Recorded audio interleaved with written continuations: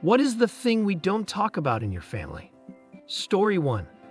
We have one pretty devastating suicide attempt in our family that no one acknowledges or even talks about.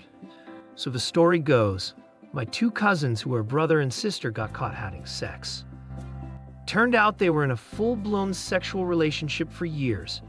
Then Asterisk was 19 and Ann Asterisk was 20 when it all came to light.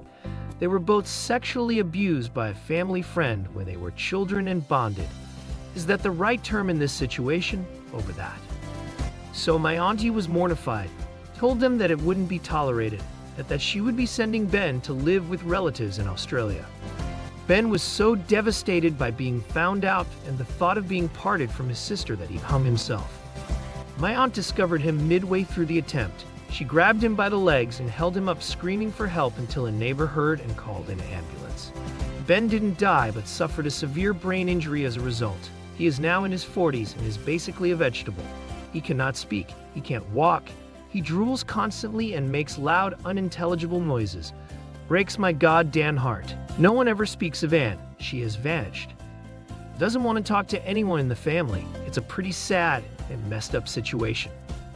When it all happened, the story was that Ben broke his neck in an accident. I only found out the full story from my dad last year after 20 plus years. Story 2. When I was about 5 years old, my mom, grandma, brother and I were about an hour from home, and we stopped to get gas.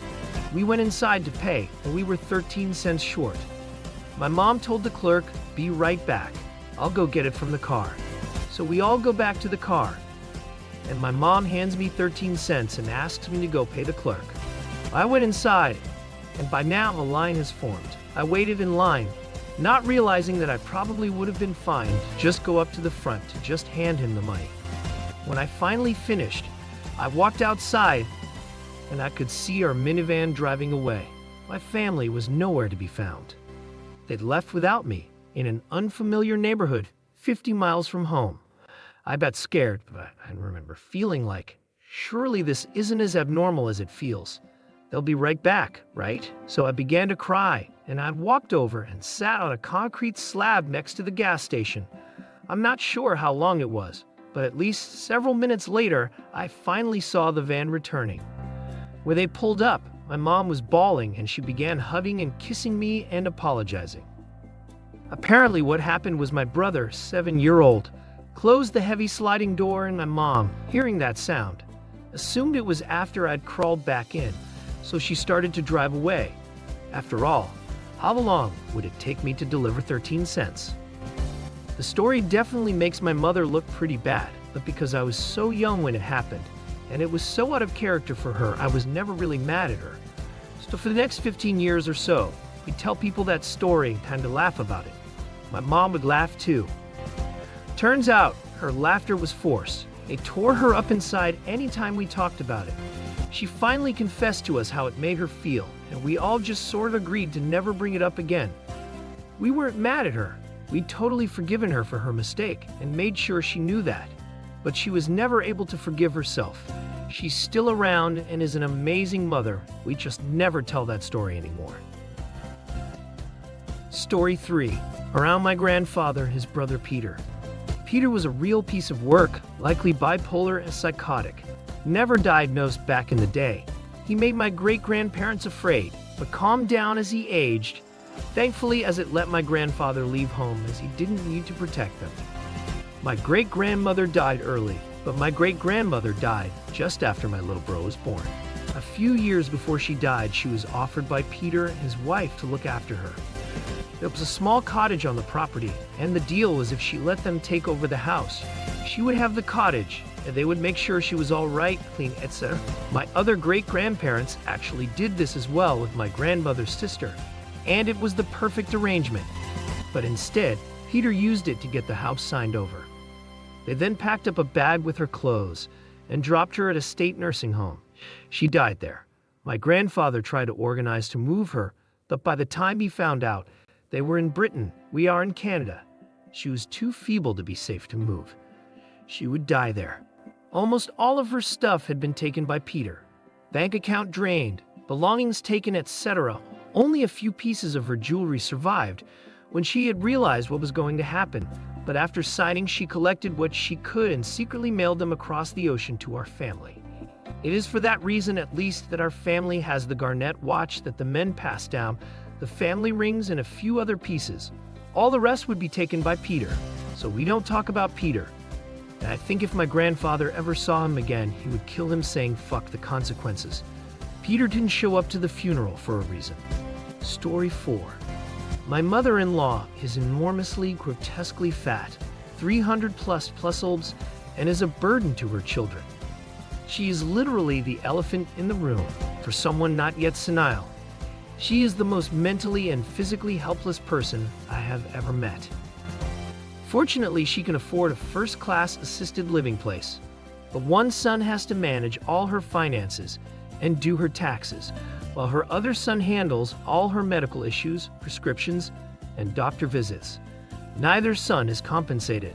She could easily afford a taxi, but doesn't want to pay for one, always expecting us to endure the hours-long commutes on congested freeways to visit. Meeting Mom for lunch takes most of the day. Then when we come, she requests we do her sundry shopping, heavy on diet soda, mini brandies, and champagne 4-packs. She uses a cane but declines to walk by herself, insisting on holding on your arm as you walk very, very slowly, carrying her ridiculously heavy handbag in your other hand. She declines to use a walker or wheelchair because she is too vain, which she openly admits. It is clear that being personally escorted and catered to suits. Story 5. My dad bought a Christmas ornament in the 70s, a little man made out of a black pipe cleaner with a bit of decoration. It was maybe a quarter of an inch long, and you could barely see it on the tree. It wasn't even supposed to be an ornament, really, just a tiny pipe cleaner man whose arms could be wrapped around a thin branch. My dad called this ornament Zulu Man, and he fucking loved that thing.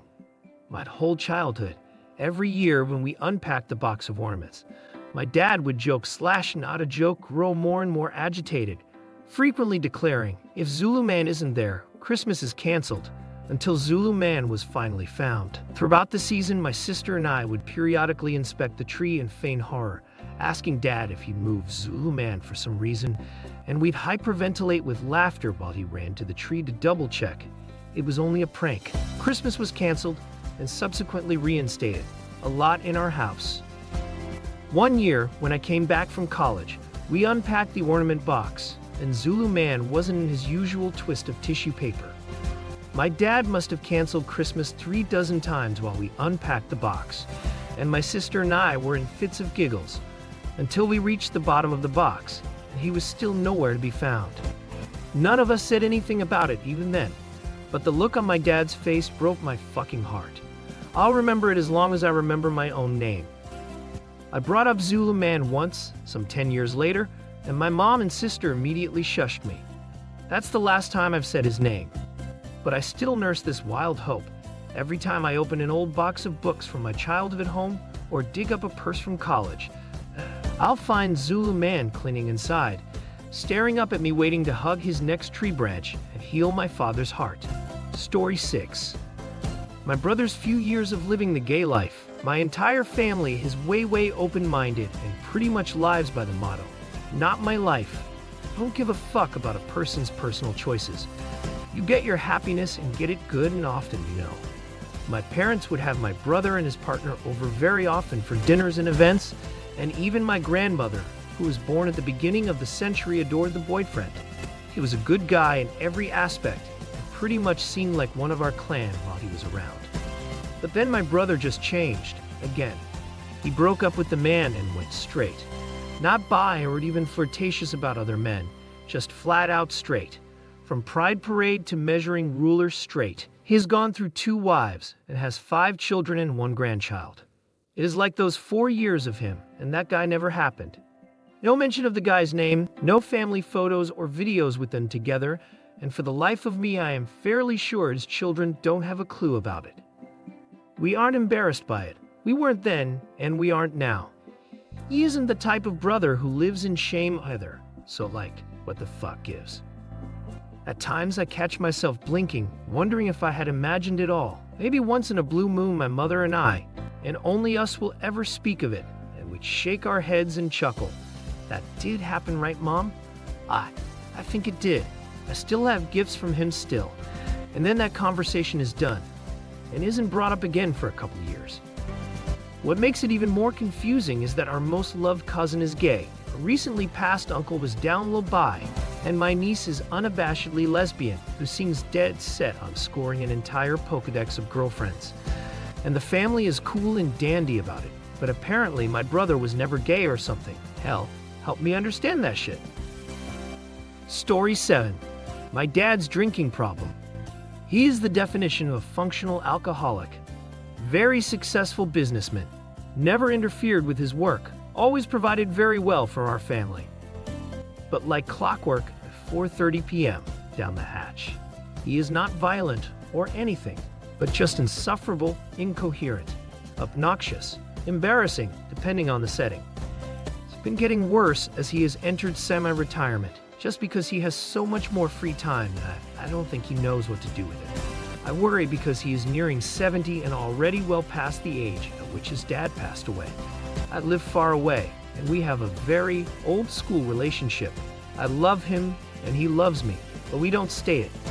But just this week, I finally got the courage to write him a letter I have been wanting to write for 5 years. Could never bring myself to. Just laid it all out there, that I am worried about him, that we miss the old him. That time is of the essence. He can't put off cleaning up because before long, it will be too late. Story 8. Oh, let's see, my families, though we don't talk about anything negative types of this should be a fun list. My sister's suicide attempt in 2007. She's okay now and doing great for herself. One uncle disappeared from the family in 2008 after he was caught with child porn and arrested. I got in trouble for mentioning in a conversation to my cousin that our grandmother was having a hip surgery. I thought it was common knowledge, but my uncle didn't tell his kids. These cousins would have been 19 to 21 at the time. About it apparently. Go figure, these same cousins found out about our pedophile uncle in the newspaper. My other sister getting violently drunk at prom. An ongoing feud between my mother and her siblings and her cousin about end-of-life care for my grandmother. She has since passed, but it's not a full-out brawl, just a few snide passive-aggressive comments made. Any mental breakdowns? There have been several big ones in this family. My father's drinking and violent rampages. And maybe the disappearance of Mark, my aunt's adopted nephew. He's alive and doing okay. He's added me on Facebook, but looking back, my family treated him horribly and never made him feel welcome into the family, always treating him like an outsider. I don't blame him at all for staying away.